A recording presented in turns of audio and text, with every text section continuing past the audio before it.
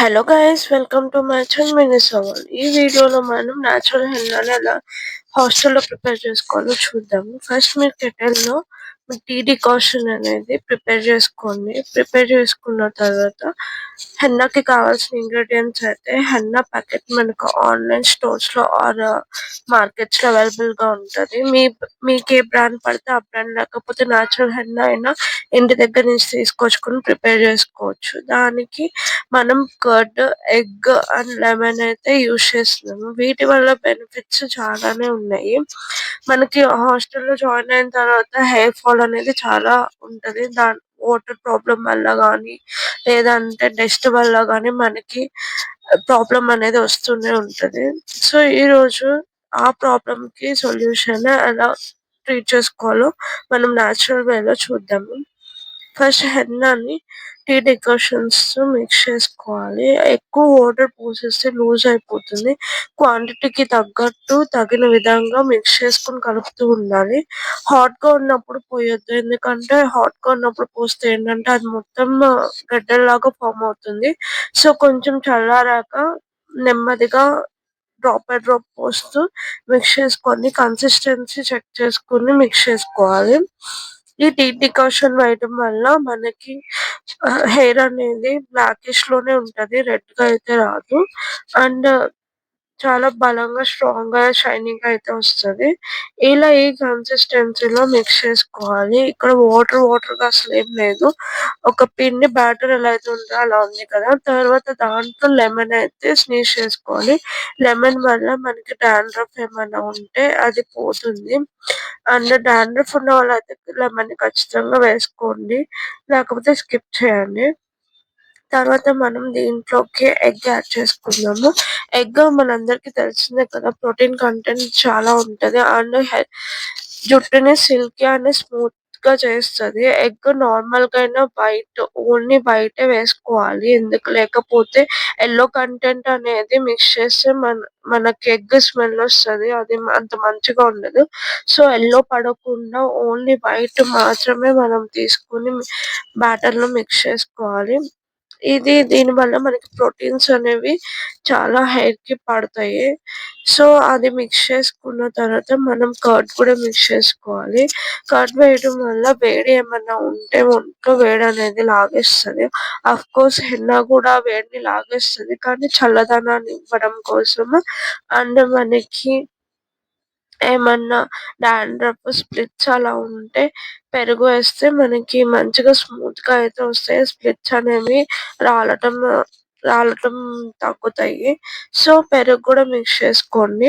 ఉంటే మీరు olive oil కూడా యాడ్ చేసుకోండి. ఆలివ్ ఆయిల్ యాడ్ చేయడం వల్ల అది బ్యాటర్ అనేది థిక్ గా అయిపోకుండా షైనీగా ఉంటది. అండ్ మనం అప్లై చేసేటప్పుడు కూడా మంచిగా షైనీగా కనిపిస్తది. సో మొత్తం బాగా మిక్స్ చేసుకుని ఒక 8 అవర్స్ అయితే మనం ఈ బ్యాటర్ ని సోక్ చేసుకోవాలి.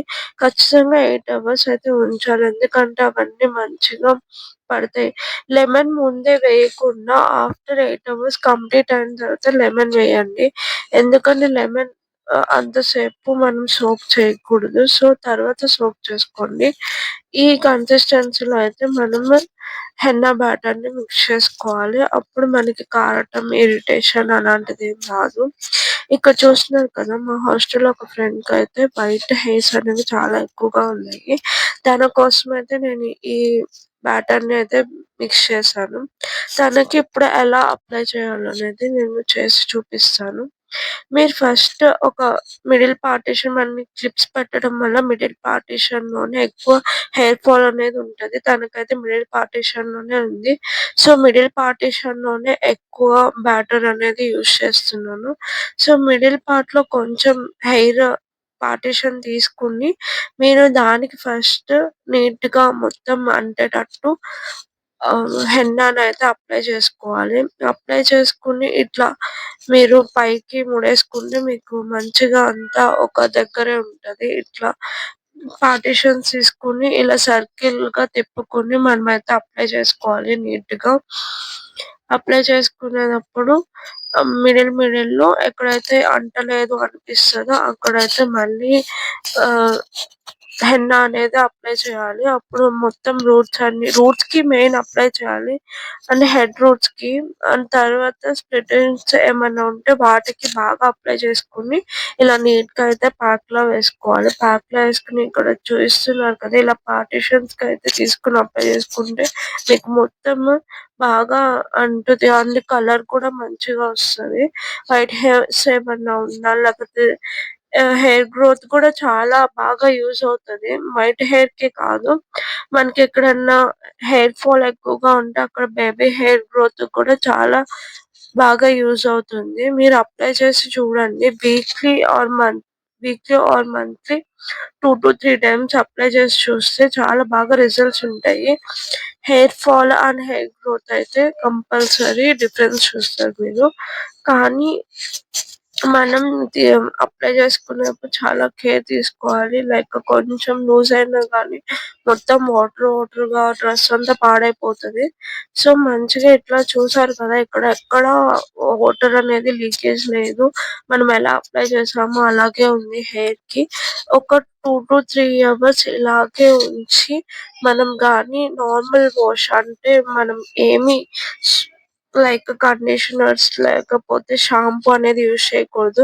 జస్ట్ కోల్డ్ వాటర్‌తో హెడ్ బాత్ చేయాలి సరిపోతుంది. తర్వాత నెక్స్ట్ డే మీకు మొత్తం మంచిగా కలర్ వచ్చిన తర్వాత అప్పుడు మీకు ఏ షాంపూ యూజ్ అవుతుందో ఆ షాంపూతో మీరు హెడ్ బాత్ చేస్తే మీకు బెస్ట్ రిజల్ట్స్ అనేవి ఖచ్చితంగా వస్తాయి.